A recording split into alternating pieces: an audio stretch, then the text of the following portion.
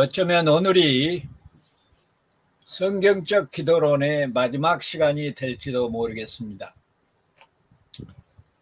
그런 점에서 우리가 명심해야 될 것은 성경의 내용은 이러이러한 것을 우리들이 배워야 한다는 교훈을 가르치고 있다고 생각하면 안 됩니다. 성경의 내용은 이 세상 사람들과 더불어 자기 백성들이 어떻게 사는가를 드러내주는 실질적인 문제입니다. 그러니까 어떤 모양이 됐든지 성경의 내용은 하나님의 백성들의 삶이 어떤 것인가를 보여주는 것입니다. 그러니 성경의 내용을 잘 이해하고 살피면서 내 삶이 함께 그대로 되어가고 있는지 점검해야지 여기서 우리가 무엇을 배워가지고 그것을 우리의 생활 속에 적용하고 교훈으로 삼고 그런 것이 아닙니다. 다시 말씀드립니다.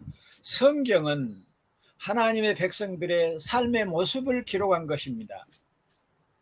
그것이 역사를 통해서 어떻게 발전해 나가는가. 그래서 성경을 보고 내 삶이 어떤 삶인가를 알 수 있도록 해 두셨어요.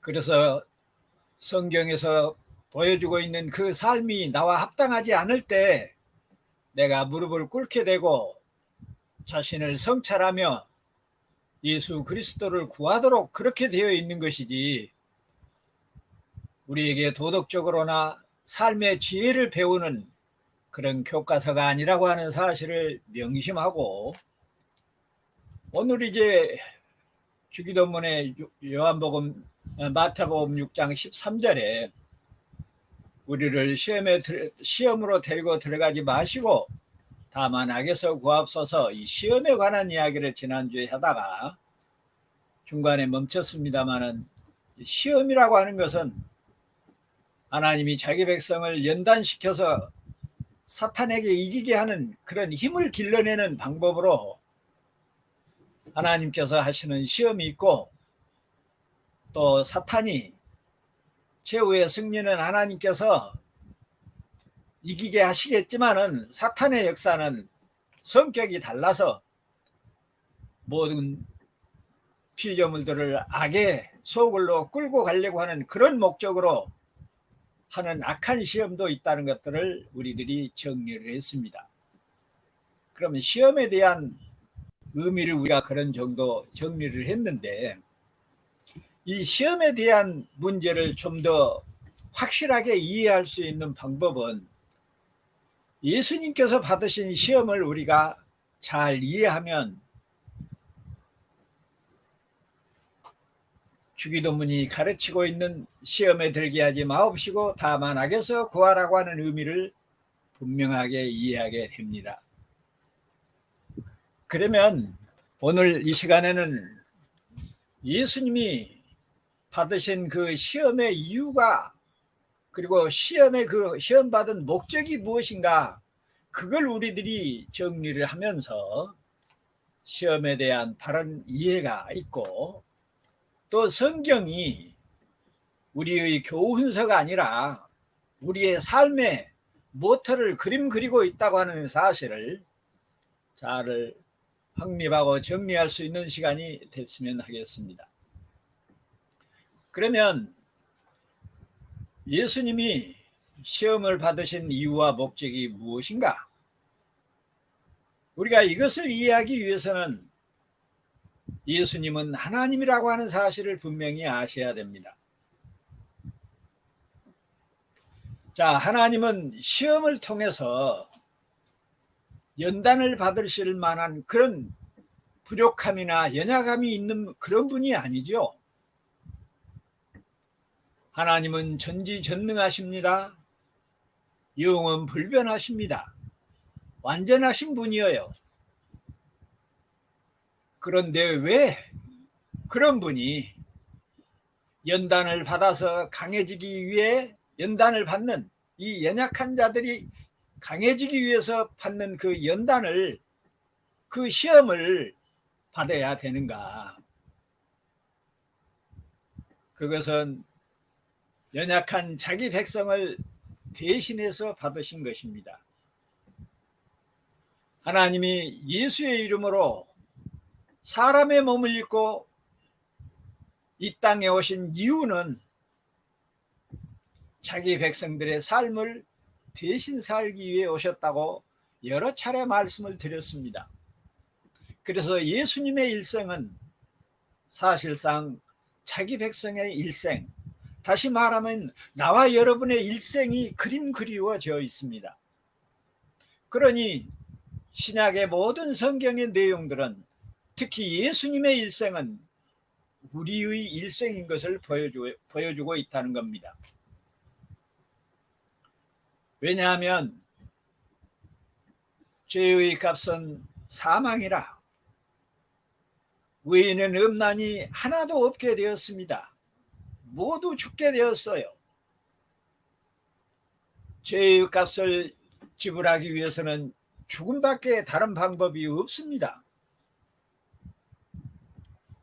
구약 백성들이 짐승을 잡아서 제물로 바쳤던 것도 자기들의 목숨을 대신하기 위한 방편이었습니다.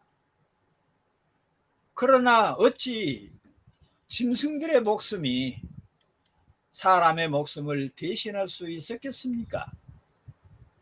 그래서 구약시대 때 제물로 바쳐진 제물들은 임시 방편이요, 장차 오실 참 희생 제물이 되실 메시아 예수 그리스도의 그림자요, 모형이요, 예표였던 것입니다. 그래서 하나님은 그 제물을 통해서 구약 백성들이 장차 오실 메시아 예수를 그리스도로 바라보며 믿고 기다리는 자들에게 죄를 용서해 주셨던 것입니다. 그것을 우리는 구약의 백성은 오실 자, 오실 예수를 믿고 구원을 받았다, 그렇게 말합니다. 이제는 때가 참에 직접 사람의 몸을 입고 이 땅에 오셔서 자기 백성들을 대신해서 십자가의 제물이 되기 위해 오셨던 것입니다. 그러니 예수님은 이 땅에 오셔서 자기의 삶을 살려고 오신 것이 아니라 나와 여러분의 삶을 대신 살아주기 위해서 오신 것입니다. 그러니 예수님의 일생은 비록 우리가 태어나기 전에 역사적인 사실이라 할지라도 사실상 장차 우리에게 나타날 삶을 그대로 보여주고 있는 것입니다. 그러니 성경에서 예수님의 일생을 통해서 나와 여러분의 일생을 볼 수 있어야 합니다.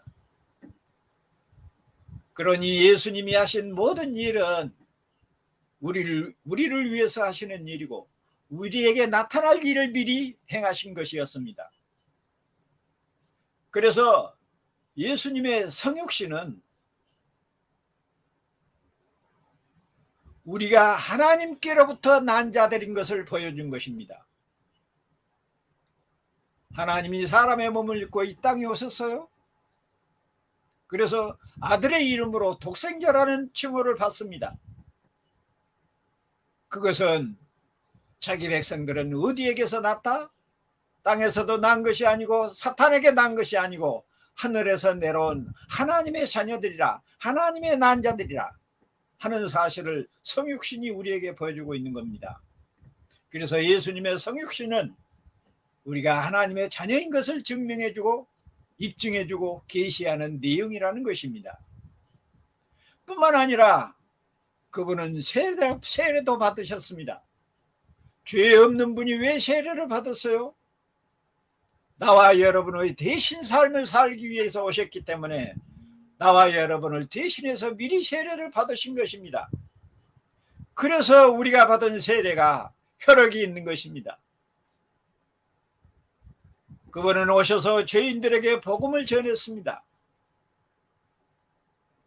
그가 모든 병자를 고치고 먹을 것을 주고 하는 모든 행위는 사실은 죄인을 구원하는 전도의 역사였습니다. 그래서 사실상 나와 여러분이 이 땅의 삶의 모든 목적과 표상은 전도입니다. 진리를 전하고 그리스도를 전하는 것이 우리의 삶의 모토지요. 그러면서도 온갖 고난을 받으셨던 것은 우리가 이 땅에 살면서 복음을 전하고 그리스도인으로 살 때 얼마나 많은 고통을 받을 것인가를 보여주고 있는 것입니다. 그리고 그분이 기도했던 것도 십자가의 죽으심도 우리의 삶을 대신 살아주신 것입니다. 그러니 사실상 예수께서 하나님이 이 땅에 오셔서 이 땅에서 일생 동안 사셨던 그 모든 삶이 현재 우리에게 나타나고 있다고 생각하면 됩니다. 그것이 지금 문제예요. 그것을 모르는 것이 지금 한국교회의 문제예요.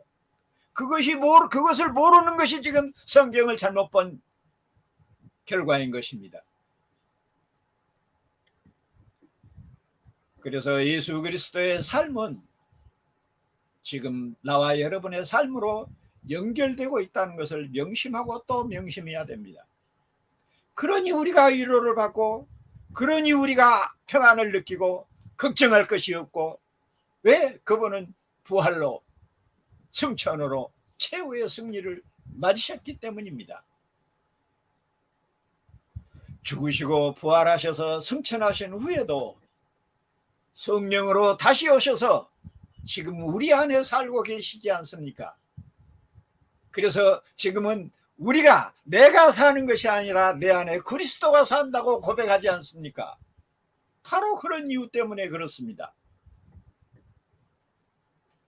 그러므로 예수 그리스도의 죽으신 것은 우리의 죄값을 지불한 것이요, 그분의 부활하신 것은 우리의 영원한 생명을 위한 것이고, 하나님의 백성으로 이 땅에서 살아가는 동안에 사탄의 공격에도 승리할 수 있도록 하기 위해서 우리 대신 시험을 받으신, 그리고 승리하신 것입니다. 지금은 우리 안에 계심으로 우리 고백처럼 이제는 내가 사는 것이 아닙니다. 우리 안에 그리스도가 사십니다. 사람의 몸을 입고 이 땅에 오셔서 살았던 그 삶을 이제 우리 안에서 사십니다.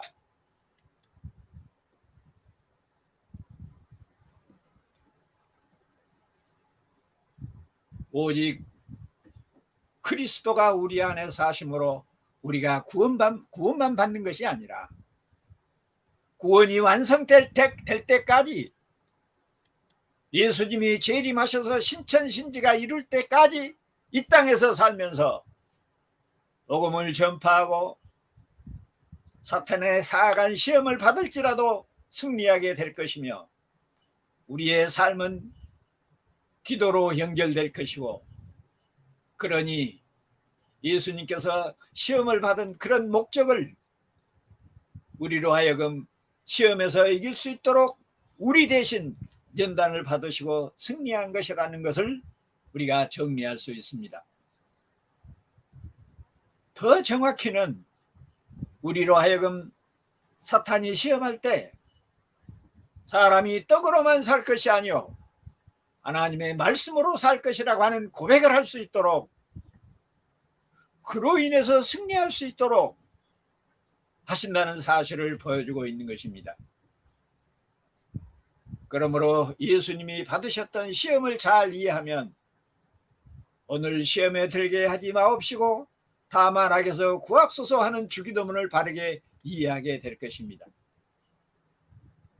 그런 점에서 예수님의 시험을 좀 더 구체적으로 그때 받으셨던 상황을 살펴보면 마태복음 4장 1절로 4절까지의 내용이 자세히 나타나 있습니다. 우선 첫 부분만 살펴보면 이렇게 기록되어 있습니다. 그때에 예수께서 성령에게 이끌리어 마귀에게 시험을 받으러 광야로 가사 40일을 밤낮으로 금식하신 후에 줄이신지라. 시험하는 자가 예수께 나와 이르되 네가 만일 하나님의 아들이여든 명하여 이 돌들로 떡덩이가 되게 하라.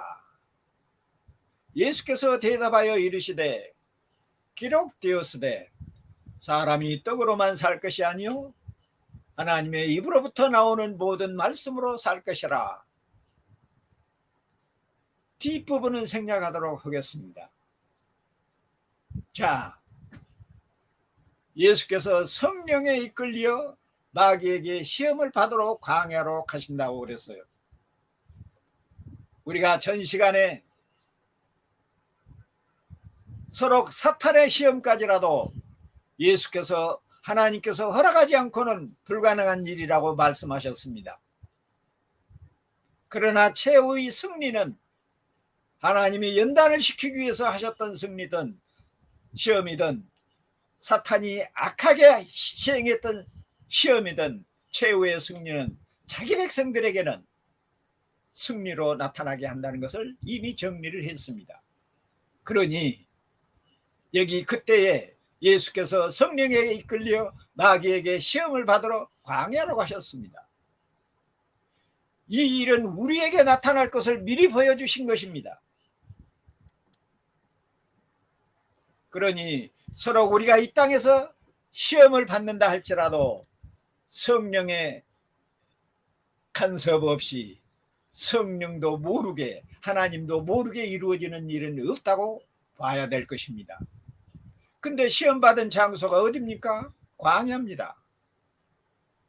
나나 여러분이 이제는 잘 알다시피 광야는 이 세상을 대표하는 상징적 의미로 우리가 잘 압니다. 그런데 그 뒤에 나타나는 내용을 보면 40일을 밤낮으로 금식하신 후에 줄이신지라. 금식을 왜 했어요? 기도하면서 금식했죠. 그러면 40일은 무엇입니까? 40은 숫자 값으로 4는 사방 세상을 나타냅니다. 사의 제곱이니까 40은 뭐예요? 세상에 충만한 온 세상을 의미하고 있어요. 근데 밤낮은 무엇이에요? 시간적으로 쉬지 않고라는 의미가 들어있어요. 그러니까 이 온 세상의 삶을 통해서 우리의 모든 이 온 세상의 삶은 무엇으로 연결된다는 거예요? 금식하신 고통으로 연결된다는 거예요. 그래서 사실상 금식은 뭐입니까? 고통이지요. 고통은 언제 와요? 연단을 받을 때 고통이 오지요. 그래서 예수님이 40일 동안 밤낮으로 금식 기도를 했다는 말은 성도가 이 세상에서 살아온 모든 삶이 연단의 삶이라는 것을 보여주는 겁니다. 예수님이 40일을 밤낮으로 금식하는 기도는 성도가 이 세상의 모든 삶이 연단의 삶인 것을 보여주고 있다. 그렇게 정리를 합니다. 시험하는 자가 예수께 나아 이르되 만일 네가 하나님의 아들이거든 하고 시험을 합니다. 자, 그러면 우리가 상식적으로 40일 동안 밤낮으로 금식을 기도하면 뭐가 있어야 돼요? 하나님의 축복과 하나님의 복과 응답이 있어야 될 거 아니에요. 근데 그건 오도록 하고 없고 사탄이 시험하는 내용을 말하고 있습니다. 그러니 우리가 이 세상에서 연단받는 그 과정 속에는 반드시 뭐가 끼어들도록 되어 있다? 사탄이 끼어들도록 되어 있다는 거예요. 그러면 응답의 문제는 아예 말도 안 해요. 왜? 뒤에 그 응답은 기도하기 전에 이미 승리로 나타나 있기 때문이죠.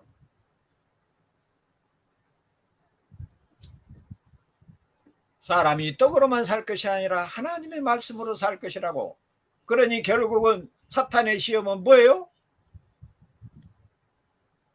예수님은 천지 만물의 창조자요 통치자요 승리자라는 사실을 보여줄 뿐 사탄은 아무것도 거두지 못하고 떠나는 것을 볼 수 있습니다. 그것은 곧 성도에게 나타나는 이 땅의 모든 삶 속에서의 시험은 아무리 약한 사탄이 나타나서 시험한다 할지라도 우리 안에 역사하시는 성령의 역사로 승리로 끝나는다는 사실을 보여주고 있는 것입니다. 그래서 승리를 먼저 말하지 않고 사탄의 역사를 먼저 이야기하고 있는 내용을 보면 승리는 이미 우리의 것이니 걱정할 것 없고 염려할 것은 없으나 물론 사탄의 시험도 우리가 최후의 승리인 것을 알기 때문에 염려할 것은 없으나 그것이 너무 가락가락하고 죽음에 이르기까지 하는 그런 무서운 것이고 사악한 것이어서 우리에게 주지를 시키고 있는 것입니다.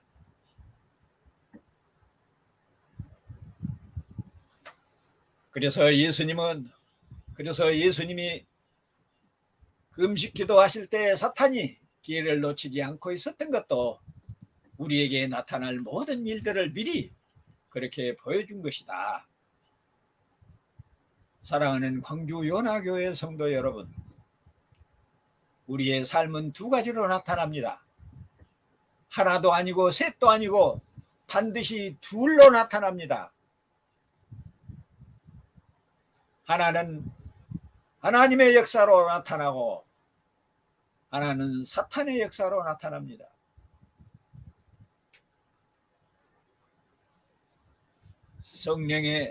성령 하나님의 역사는 우리에게 힘들고 어려운 일이 없습니다. 어떤 부모가 자식을 괴롭게 하고 불행하게 하겠습니까?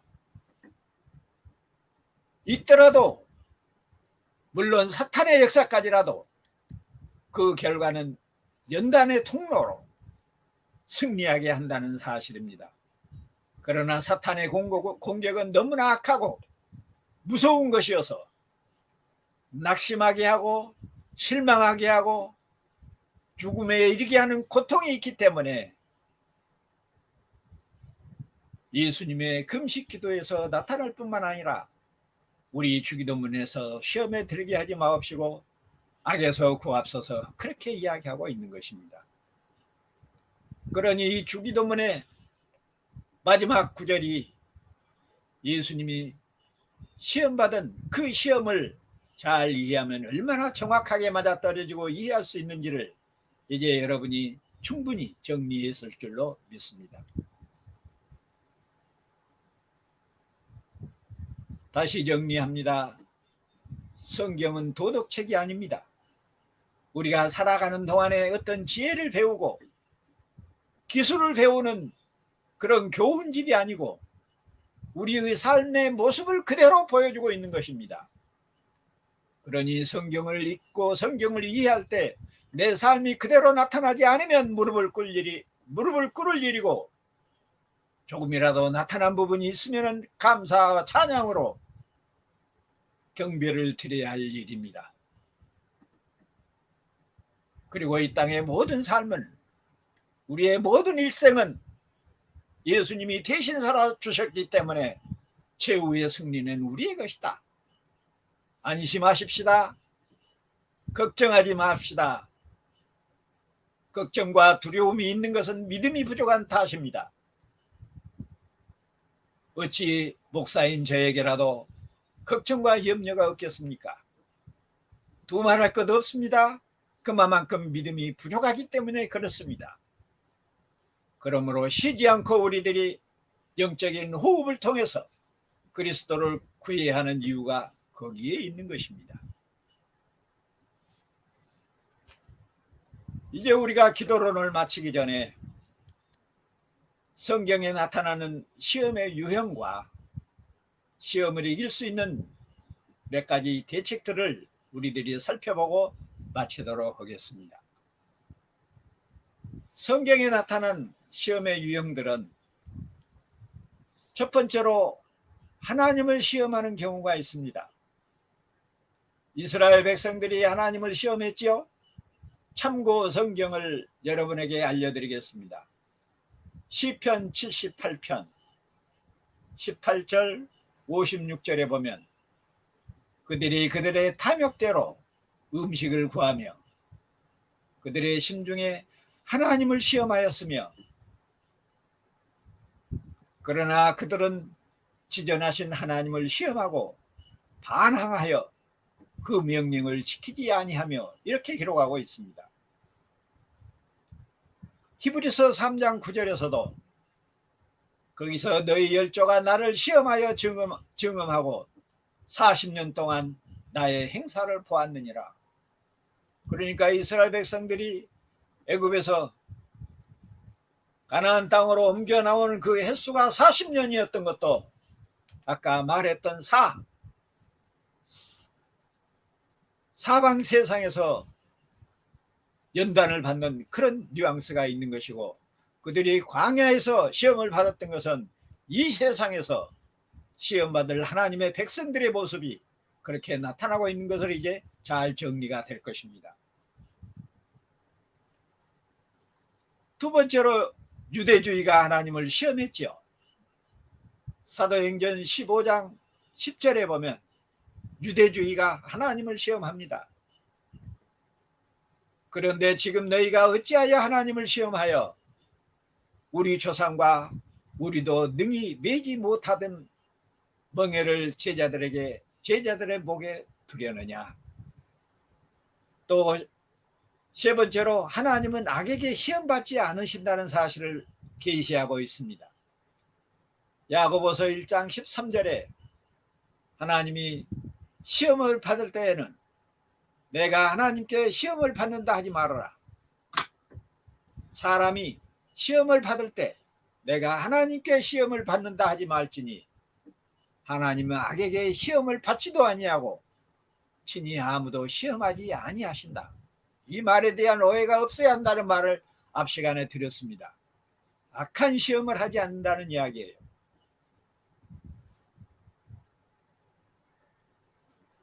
그 다음에 하나님을 시험하지 말라고 말합니다. 마태복음 4장 7절에 보면 예수께서 이르시되 또 기록되었으되 주 너의 하나님을 시험하지 말라. 자, 하나님을 시험했는가 하면은 두 번째로 그리스도를 시험하는 경우가 있었습니다. 사탄이 그리스도를 시험했죠. 마태복음 4장에 나타나 있습니다. 이스라엘이 예수 그리스도를 시험했습니다. 고린도전서 10장 9절에 나타납니다. 그들 가운데 어떤 사람이 주를 시험하다가 뱀에게 멸망하였나니 우리는 그들과 같이 시험하지 말자. 이 말씀은 사도 바울이 고린도 교회에 편지하면서 과거의 역사를 기억하면서 악한 자들은 하나님을 시험하다가 멸망을 당했으니 그리스도를 시험하지 말라고 권면하면서 악한 자들을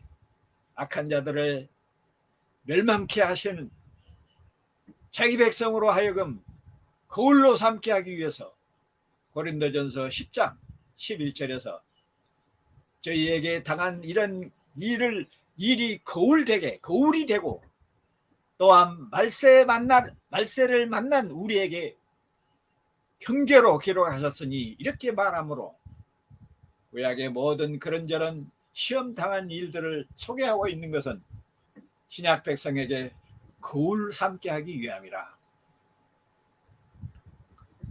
그리고 유대주의자들도 마태복음 6장 1절에서 바리새인과 사두개인들이 와서 예수를 시험하여 하늘로부터 오는 표적을 보이기를 청하니 이런 구절들로 유대 지도자들이 예수님을 시험했던 경우가 나타나고 있습니다.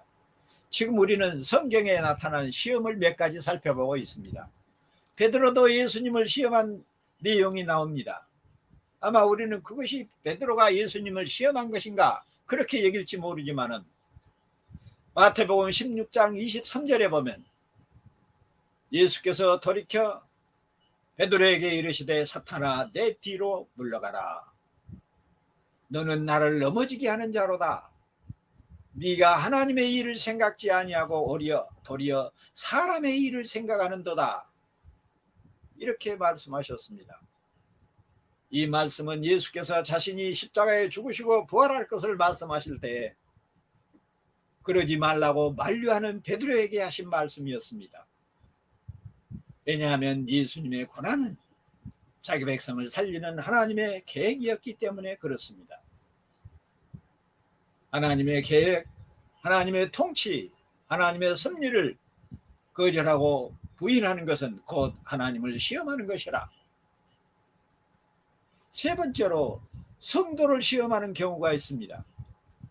이거는 앞에서 말씀드렸기 때문에 생략하겠습니다. 선한 시험, 악한 시험. 성도를 시험하는 시험은 두 종류죠. 하나님께서 자기 백성을 연단하기 위한 시험이고, 사탄을 이기게 하도록 강하게 만들기 위해서 하는 시험이고, 또 우리 대신 늘 승리를 부여하시려고 하시는 그런 목적으로 하신 시험이지만은, 사탄은 유혹해서 자신의 종으로 삼으려고 하는 사탄이 있다. 마지막으로 그러면 시험을 이길 수 있는 방법을 성경 구절들을 몇 군데 찾아보면서 정리해 보도록 하겠습니다. 물론 궁극적으로는 우리 안에 계신 하나님, 우리 안에 계신 성령의 역사로 우리는 모든 시험을 이기도록 되어 있습니다. 그런데 그 성령께서 어떤 방법으로 이기게 하시는가, 이렇게 생각하면 됩니다. 하나님께서 피할 길을 예비해 주심으로 시험을 이기게 하십니다. 고린도전서 10장 13절에 보면, 고린도전서 10장 13절에 보면, 사람이 감당할 시험 밖에는 너희가 당할 것이 없나니 오직 하나님은 미쁘사 너희가 감당하지 못할 시험 당함을 허락지 아니하시고 시험 당할 즈음에 또한 피할 길을 너희에게로 능히 감당하게 하시느니라. 얼마나 위로가 됩니까? 얼마나 안심이 됩니까? 돈 있는 집 자녀가 돈 쓰는 일에 걱정하지 않은 것처럼 이런 말씀은 우리에게 얼마나 위로가 되고, 두 번째로 깨어서 믿고 기도하게 하심으로 시험을 이기게 하십니다. 우리가 기도하는 시간이 적지 않지요. 언제나 어디서나 나도 모르게 기도하고 하나님을 부를 때가 많지요. 왜 그렇습니까? 우리 안에 주님이 계시기 때문에 그렇지요. 사람의 몸을 입고 이 땅에 오셔서 평생 동안 주님의 은혜를 구하던, 아버지 하나님의 은혜를 구하던 그 주님이 곧 우리로 하여금 주님을 구하도록 그렇게 일하신다는 것입니다.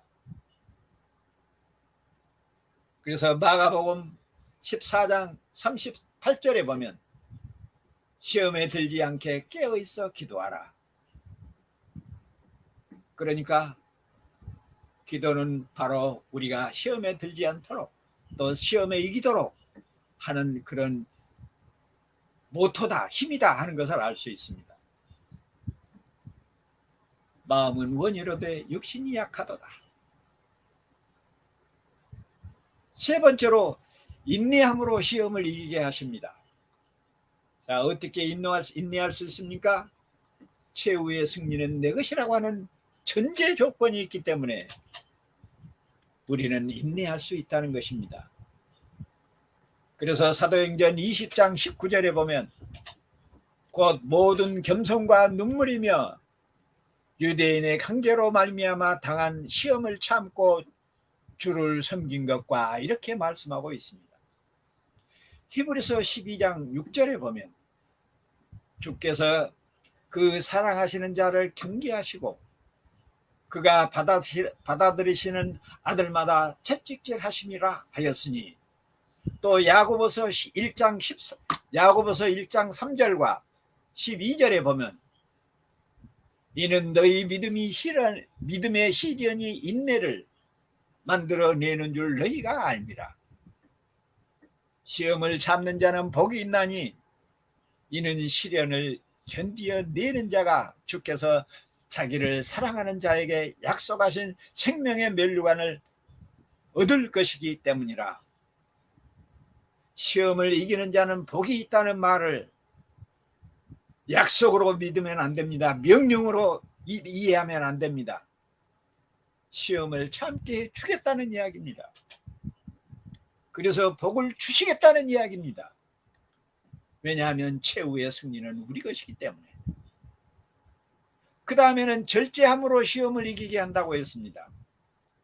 그러니까 사실 따지고 보면 시험을 이기는 방법은 성령의 역사이기도 하지만 성도들의 삶이 어떻게 나타나야 되는가를 보여주고 있습니다. 고린도전서 7장 5절에 보면 서로 분방하지 말라. 다만 기도할 틈을 얻기 위하여 합의상 얼마 동안 하되 다시 합하라. 이는 너희가 절제 못함으로 말미암아 사탄이 너희를 시험하지 못하게 하려 함이니라. 문자 그대로 보면 저도 지금 같이 자다가도 거실에서 같이 자다가도 코 건다고 아침에 일어나면 혼자 있어요. 분방이지요. 문자 그대로 보면은 그래요. 근데 이 말은 뭔 말이에요? 예수 그리스도로 말미암아 연합된 사상, 하나된 사상, 몸이 아니라 마음이 하나 되어야 한다는 사실을 우리에게 보여주고 있고, 말씀을 순종함으로 시험을 이기게 한다고 했습니다. 계시록 3장 10절에 보면 네가 나의 인내의 말씀을 지켰은즉 내가 또한 너를 지켜 시험의 때를 면하게 하리니 이는 장차 온 세상에 임하여 땅에 거하는 자들을 시험할 때이라.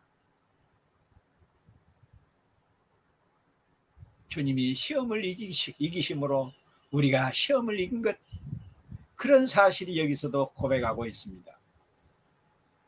또 시험하는 목적을 알고 기쁘게 여김으로 시험을 이기게 한다는 겁니다.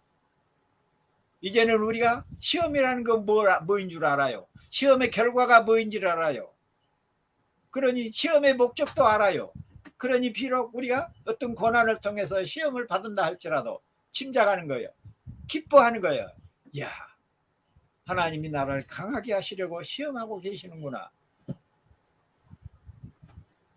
결과를 아는 게임은 웃고 시작하죠. 그 시합이 아무리 힘들고 고통스러워도 끝날 때까지 계속해서 웃고 즐기면서 할 수 있는 것입니다. 우리는 하나님의 자녀들이니 서로 사탄이 약한 시험을 한다 할지라도 시험을 이기는 주님이 우리와 함께 계시고 우리의 삶을 사시니 걱정과 염려할 것이 없습니다. 더더욱 하나님께서 선한 시험이라면, 하나님께서 하시는 선한 시험이라면 우리를 위함인 것이니 또한 염려할 것이 없는 것입니다. 그래서 결국은 어떤 시험이든지 걱정하고 염려할 필요가 없다, 그런 뜻에서 기뻐하라고 말씀하고 있는 것입니다. 이제는 우리 자신을 시험할 때입니다. 우리가 우리 자신을 시험할 때예요. 사도 바울이 고린도 교회에 권면하고 있는 것처럼 우리 안에 믿음이 있는가? 내 안에 주님이 계신가? 우리는 무슨 일이 벌어지면 그것부터 물어야 됩니다. 부부간에 싸움을 할 때나 부모 형제간에 싸움을 할 때나 이웃간에 불화가 있을 때라도 내 안에 하나님이 계시는가? 동문서답 같은 그런 이야기가 될지 몰라도 무슨 일이 생기든지 내 안에 하나님이 계시는가?